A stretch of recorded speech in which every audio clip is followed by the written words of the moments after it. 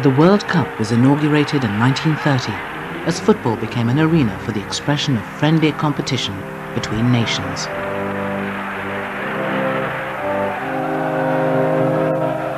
Football was emerging as an international sport around which national identities would be moulded and manipulated. The sport to represent nations on the world stage.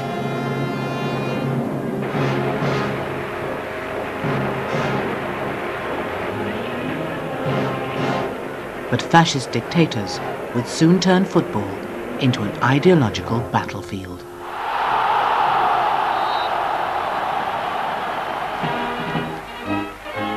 The relationship between fascism and football would start in Italy. On October the 28th, 1922, Italy's fascist party came to power. Within 3 years, Benito Mussolini had established Europe's first fascist dictatorship. Mussolini masterminded the rebirth of Italian power. Drawing on the imagery of the Roman Empire, his new Italians would once again take on the world.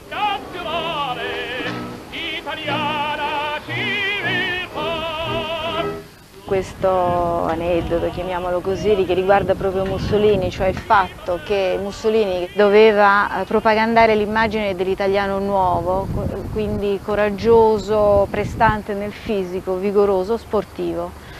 Però fra tante immagini che ci vengono in mente, che tutti quanti conosciamo, Mussolini a torso nudo che scia al Terminillo, e poi va in aereo, guida le macchine, va a cavallo e fa lo schermidore, anche nuota, però con la palla al piede che gioca a calcio, no. Mussolini didn't like football himself, but as a former newspaper editor, he was acutely aware of the power of propaganda in shaping public opinion. He recognized that as the sport of the masses, he could use football to gain the support of a nation that he'd brutally coerced into fascism. Opportunity. Opportunity is the main word to explain the reason why this wedding between fascism and football worked well, particularly in the case of Italy. The government needed popular support, and popular support in Italy was there in football. Hubert Gradella, goalkeeper for Rome's Lazio team, remembers the change of mood that swept across the country. Era tutto uno spirito diverso. Tutti si veniva di quelle gioventù fascista. C'era un indottrinamento che era diverso di quello che è adesso. Eravamo inquadrati, avevamo una mentalità. Lo sport per noi allora era quello che più ultra poteva esserci. Sentivo all'estero l'inno della patria, era una cosa diversa, ti emozionavi. Mussolini was handed the perfect opportunity to exploit the emotional appeal of football when the second World Cup tournament was held in Italy in 1934. Before the game commences, the great Italian crowd roars a welcome to Signor Mussolini. It was held in Italy and organised by Italy, and therefore it offered an opportunity to show people what Italy was doing. It didn't just, in that famous phrase, make the trains run on time, but also that they could organise a good World Cup and organise also a victory for the Italian team. Mussolini took full control over the organisation of the 1934 World Cup. He was determined to turn it to Italy's advantage at every opportunity. As if to confirm his authority over the tournament and to symbolise his own importance, Mussolini even created a special trophy to be presented to the winning team. He would do everything in his power to ensure that it remained in fascist Italy. What is very peculiar is the megalomaniac image of Mussolini. And the fantastic symbol for it is the Coppa del Duce, which is about 6 times as big as the World Cup itself. So after the World Cup, Jules Rimet, the chairman of FIFA, writes in his daily correspondence with his general secretary, well, I have the impression it's not FIFA really that did the World Cup, that's Mussolini himself that organized it. The Duce and the nation represented as one. And for the iconography is absolutely crucial. Not content with home advantage, Mussolini dictated which referees would officiate at each match. This would prove decisive in his quest for victory.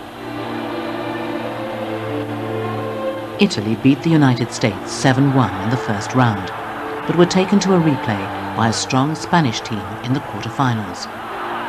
The behavior of the referees immediately aroused suspicions of corruption. After a series of contentious decisions in favor of Italy, ensured they won the replay 1-0. Mussolini's intervention was working to perfection. The performance of the referees in both games against Spain was considered to be of such a poor standard by their home countries that they were suspended from duty when they returned from Italy. With Italy now through to the semi-finals, the nation was elated. Everything Mussolini had hoped for was being achieved. Propaganda in football works because everybody can see that when I say I'm the winner, it is true, I win. I'm not telling lies. But Italy's opponents in the semi-final threatened to upset Mussolini's plans. The Austrian team, the pre-tournament favourites, were renowned for their stylish play and prodigious talent. Their star player, Matthias Schindler, was one of the best centre-forwards in the world. Torrential rain had turned the Milan pitch into a quagmire, undermining the Austrian team's incisive passing game. But the Austrians had to fight against more than the rain and a determined Italian team. Mussolini's choice of referee for the semi-final was a young Swede, Ivan Eklund. Allegations persist that they had dinner the night before the game to talk over tactics. Joseph Bichan played for the Austrian team in that match. Until his death in 2001, he was convinced the game had been fixed. Před tím zápasem, co jsme hráli s Itálií, a tak pozval Mussolini, který tenkrát byl někdo, jo, ten pozval toho švédského rozhodčího, víte, aby nám to pískal. Tak on to taky pískal a pochopitelně, a podle Hugo Meisla, který to už věděl předem, že byl podplacený, no a proti nám pískal velmi, velmi špatně ve prospěch Itálie. Eklund turned a blind eye to the Italian team's aggressive, win-at-all-costs strategy, evident throughout the tournament. But this wasn't the only help he gave the Italians. No, ale on někdy hrál i s ním a já když dal třeba spas, jo, já hrál pravou spojku na to křídlo pravý našeho, víte. No a tam běžel ten čížek nějaký, víte, tak ten rozhodčího hlavou hrál svátky, si představte. A hrálo se klidně dál. No strašně k neuvěření vůbec, jo, to je k neuvěření.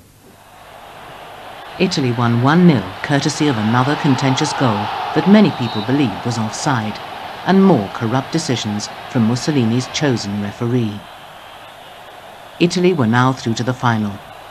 The new national stadium of the fascist party in Rome was said to be the scene of Mussolini's greatest propaganda triumph. Stadiums are places where you can show an idea of unity, and dictators, especially with Mussolini Hitler, have been fascinated by stadiums and full stadiums. And probably that's the reason why football acquired such a high importance, because football fills stadiums. Cheered on by the whole of Italy, the only thing that stood in Mussolini's way was a talented but relatively inexperienced Czechoslovakian team. Mussolini again insisted that Eklund, who had refereed the semi-final so clearly in Italy's favour, would referee the final itself, a situation that has never been repeated in any World Cup. Before the match, Eklund was even invited to the VIP box to meet Il Duce once again. Miloslav Jenšík, a Czech journalist, has spent the past 20 years investigating the corruption of the 1934 World Cup. For him, Mussolini's meeting with the referee was a defining moment for the morale of the Czechoslovakian team. asi by nějak, pokud vůbec, tak z ceremoniálu by asi vyplývalo pozvat si vedoucí obou týmů, možná s nimi rozhodčího, ale to samotné pozvání toho rozhodčího na naše hráče, když se o tom dozvěděli, působilo jako ledová sprcha a říkali, že prostě si to neuměli vysvětlit a že to jenom potvrzovalo jejich nejčernější obavy, protože věděli dobře, co se dělo v semifinálovém utkání Itálie-Rakousko. The Czech team knew from the start they would have the Italian team, the crowd, and most important of all, the referee against them. Throughout the game, the Italians' aggressive style of play again went unpunished. Italy won 2-1 and were proclaimed world champions.